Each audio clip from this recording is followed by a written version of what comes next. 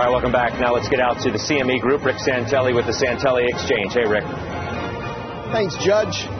Well, you know, Fed days, I can remember back when I first started trading in the late 70s and the early 80s. Of course, you've heard all these stories before. Not only were there not statements, there weren't press conferences, there was no financial channel covering it because there were no financial channels. If you want to know what the Fed did, back then you watched your Quotron and you figured it out when the markets went subject and then came back. You had an inkling based on short rates, based on Fed funds and some of the issues of the day, what was going on. Now, we need to be led. We need to be led. And not only that, we talk about transparency.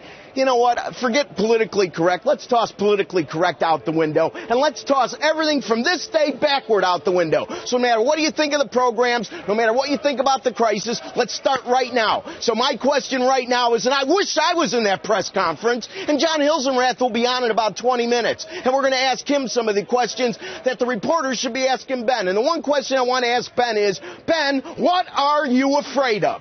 I want to know what you're afraid of. CNBC, all the channels out there that cover business. We have person after person after person. Buy side, sell side, upside, downside. How's the economy? Economy's great. What about stocks? You got to buy them. What if they break? You got to buy the dips. What's wrong with the economy? I don't hear these people saying anything's wrong with the economy. So what's wrong, Ben? Why can't we get out of crisis management mode? There's always going to be something. Let me think. ISM's under 50. Oh, my God, we can't pull in QE. Or unemployment. You know, this unemployment thing really gets a spur under my saddle. I remember a point when I was talking about labor force participation rates before the election. You know, when facts really matter and people vote for their leaders. No, the unemployment rate isn't really going down because people aren't really getting jobs. What did I hear from the Fed chairman? Crickets. Crickets. Now that he ties it to the unemployment rate, boy, everybody wants to talk about that factor because if the unemployment rate goes up, that may be a good thing. If it goes down, that may not be a good thing. Why didn't we have all this information then? So why can't we take away the QE? I don't get it. What are we afraid of? Do we have a Fed that operates like a day trader where every little gyration in the market, every 10 minutes is all that matters? If you pull it away and the stock market goes down, where does it say in the Constitution that some form of the government has to guarantee stocks go up or guarantee that you have a house? They don't. Where have we gone off the rails? Enough is enough. 2 Fed chairmen, is that enough?